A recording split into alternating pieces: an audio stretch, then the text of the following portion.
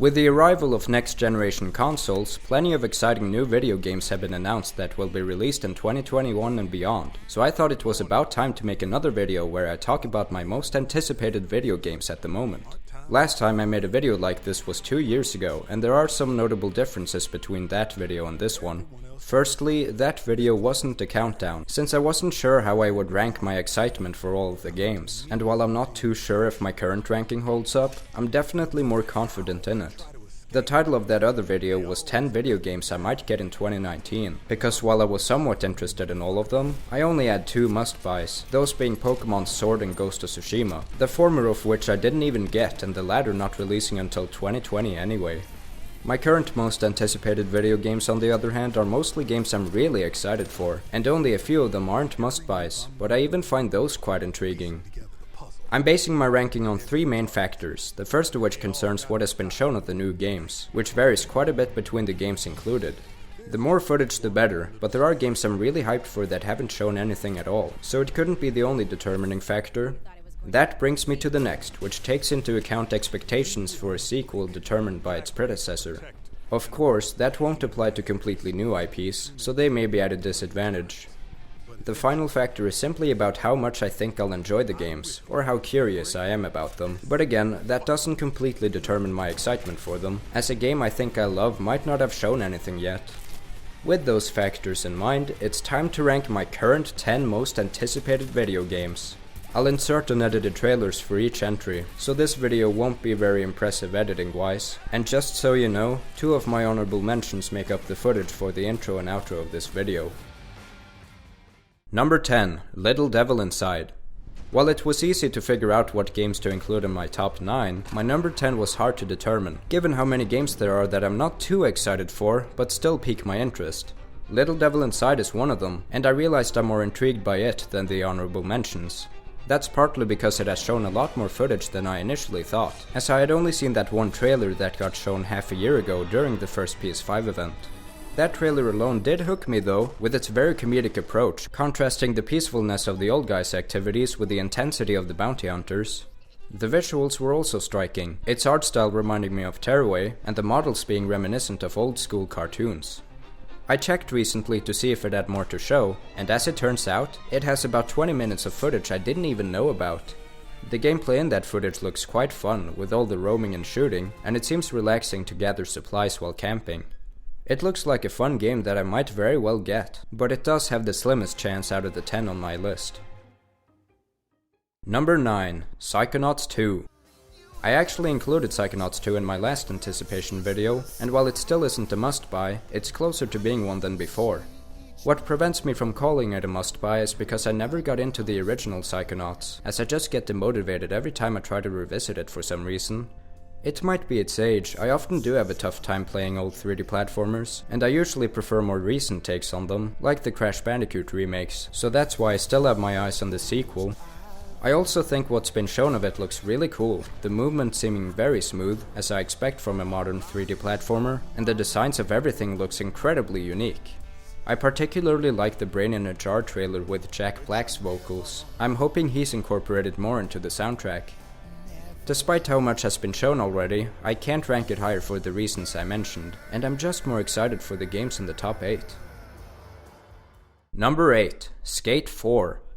It's weird to talk about a game that exists solely as a title for now, but that's where expectations from predecessors come into play. While I only ever played a bit of Skate 3, mostly through its demo, I played a shit ton of Skate 2 during my childhood. I'm by no means a skater in real life, so I was surprised by just how much fun that game was to play, with its easy to learn skating controls, massive open world, cool soundtrack, and meme value. These are things I expect of Skate 4, so it'll hopefully deliver on those. While the Skate games are infamous for its glitches, I hope Skate 4 has a bunch of those, as long as they enhance the experience, like the skydiving glitch did oh so successfully. At least Hall of Meat better be in it. That's such an iconic mode, rewarding you for destroying your body. While Skate 4 is probably a must-buy to me, its lack of footage keeps it from placing any higher, so it can only be number 8 for now. Number 7. Kena Bridge of Spirits. Kena only has 1 trailer so far, but those 2 minutes were enough for it to become the new IP I'm looking forward to the most.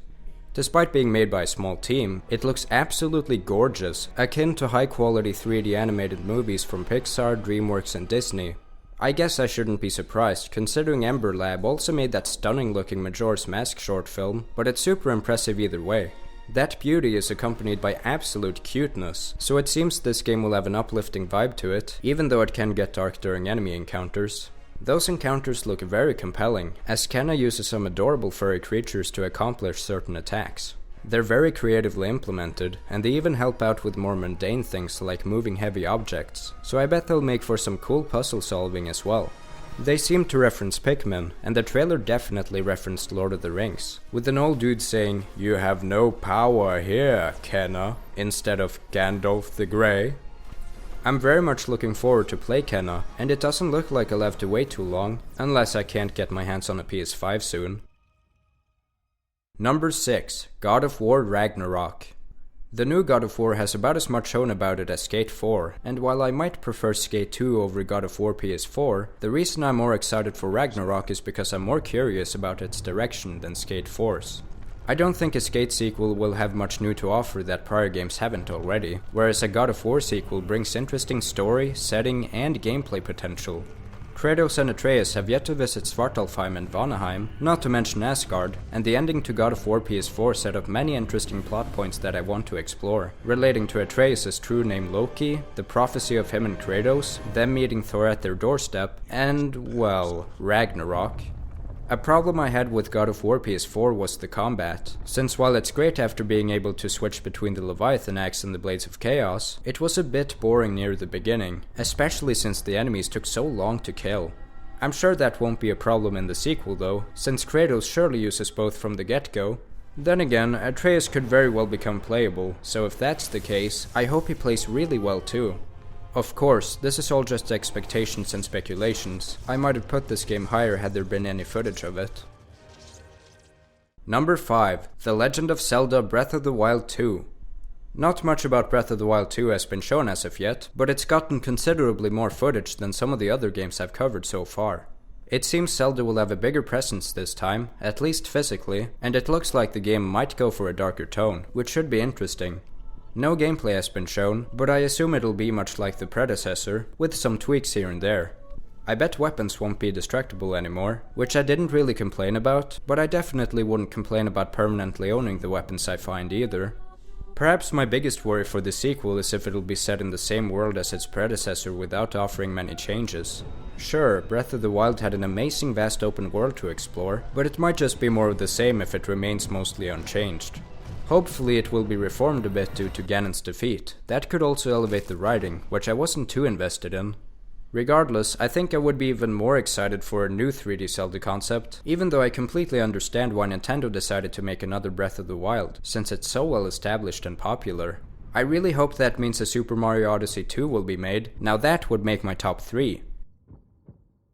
Number 4. Test Drive Unlimited 3 Solar Crown. Probably the biggest surprise of my top 10 favorite video game franchises video was that I included the Test Drive Unlimited series, and the fact that TDU 3 will be a thing is just as surprising, if not more. I had heard of its existence some years ago, but I kind of doubted those claims were even real, due to how vague they were. Even now, only about 10 seconds have been shown of it, and that's just car models, so it practically has as much information as Skate 4 and God of War Ragnarok at the moment. So, why is it over both of them? Well, TDU is my 9th favorite video game franchise, and despite the lack of footage for TDU 3, it sounds like the developers are very passionate about making a satisfying product for the fans. Even if it isn't, I bet I'll love Solar Crown anyway, solely for its gameplay. That's an interesting choice of title by the way, since Solar Crown was the name of the Racing Cup in TDU 2, so I expect an even bigger focus on story. It probably won't be well written, but I wouldn't mind more story missions. Also, what little that has been shown confirms that Lamborghinis are in, so that's already one improvement over TDU 2. Another improvement could be 3 explorable islands this time, now that would be sick. There are many exotic islands to choose from, but wherever it takes place, I'm very excited to return to the open world driving that Test Drive Unlimited offers. Number 3. LEGO Star Wars The Skywalker Saga. It's been a while since I've been properly invested in a LEGO game, but I'll make sure to make the most of it with the Skywalker Saga. There are some inherent downsides for sure, like the voiceovers I'm not very fond of, and the fact that the game will cover the sequel trilogy that I'm also not very fond of, but even so, the gameplay is what will matter most, and the unseriousness the LEGO games are known for might make even the sequel trilogy enjoyable. I'm very excited to basically play a remake of the complete saga, with even more characters to choose between and a whole new gameplay formula. I am a bit skeptical about that, and I don't expect I'll prefer the Skywalker saga over the complete saga, but I'm still really excited to see how it'll reinvent the experience. Quite a bit has been shown already, and it seems the levels will be expanded upon with a lot more detail, which I'd expect from a much newer release. A scene from Rogue One has been shown, which is probably just part of the beginning cutscene for A New Hope, but that's still a really cool addition. Another cool addition is an explorable Coruscant. I wonder if that'll be the hub world or part of a level. From what I've seen, the game has me sold so far, but I swear, if the classic death sounds don't return, then there will be riots. Number 2. Ratchet & Clank Rift Apart. Ratchet & Clank is my favorite franchise of anything, not just when it comes to video games, so it might come as a surprise that Rift Apart isn't my most anticipated release. It almost is, but I do have some worries about it that brings it down. The soundtracks of new RNC games will probably never reach the same heights as those of the PS2 era, or even the future series for that matter, so that's a shame, but it's not the most important aspect to get right. Neither is the writing, but I do care more about it, and the quality of the writing could determine whether Rift Apart will be a top 10 favorite game for me, or closer to top 20. Thing is, the writing of prior RNCs haven't been very good, so I don't have high hopes in that regard, but if it delivers, I'll be very satisfied. Otherwise, the gameplay looks extremely fun as usual, and has some cool looking new gameplay mechanics like the Rift Tether and Dodge Glove. The visuals look real stunning, as is to be expected, and it's nice to see beloved planets like Sargasso and Torrent 4 make a return. I just hope some levels from the Solana and Bogon galaxies will make a comeback as well. At least the Carbonox has. I'm so glad to see my favorite armor with ray tracing, it looks gorgeous. I also can't stress enough how happy I am that the game takes full advantage of the PS5's insane loading speeds, actually making it a major part of the gameplay and story. Rift Apart's release date just got revealed, being set for June 11th, which is exactly 1 year after it got announced, and exactly 1 day before my 22nd birthday, so that's yet another awesome early birthday present. Of course, that's assuming it doesn't get delayed, and that I can actually get my hands on a PS5 before then. Number 1. Horizon Forbidden West. At the very end of 2020, I declared Horizon Zero Dawn my favorite video game of the last decade, and my 6th favorite game in general, so to those who saw that video, you might have seen this coming. While I kind of doubt I can prefer a Horizon sequel to its excellent predecessor, that isn't to say I don't think Forbidden West will improve on it in several ways. I fully expect it to look better and the gameplay to become more in-depth and fun, and the writing has plenty potential to be amazing as well. It's just that I can't see a sequel be as impactful as the original, as I can't see anything topping the moment where Zero Dawn was revealed. I don't need anything to top that either, but I do hope that the writing remains incredible and continues the storyline in a compelling direction. I'm stoked to see more tribes and learn about their history and culture, maybe fleshing out the underutilized Yutaru as well. And I want to see more AIs, as they're some of the most interesting characters in the series. On the topic of interesting characters, I hope Silence is handled well. He'll probably be the main antagonist, but I don't want him to suddenly turn cartoonishly evil. Something I found disappointing about the original was its final boss. Not that it was bad, a Deathbringer is a fun challenge, but I expected to go up against a Metal Devil. I really hope that'll be the case in the Forbidden West, and that it'll be done justice. I'm also looking forward to fight brand new machines and figure out how to take them down. Something that worries me a bit is that the game is cross-gen between PS4 and PS5, which could mean we'll be robbed of potential flight gameplay. I'll accept it if it's possible in the third game, which should be PS5 only, and if there's a good story reason for not unlocking it until then. At least underwater gameplay will be expanded upon. Such sections are usually annoying in games, but they're hopefully fun here.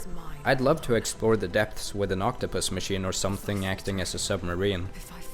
Given how much I'm talking about this game, it's no wonder why it's number 1. Rift Apart could still end up being my preferred game even if Forbidden West nails every aspect, but I expect Horizon to have a better chance of fulfilling its potential than RNC, and I'm generally more curious about what Horizon will do.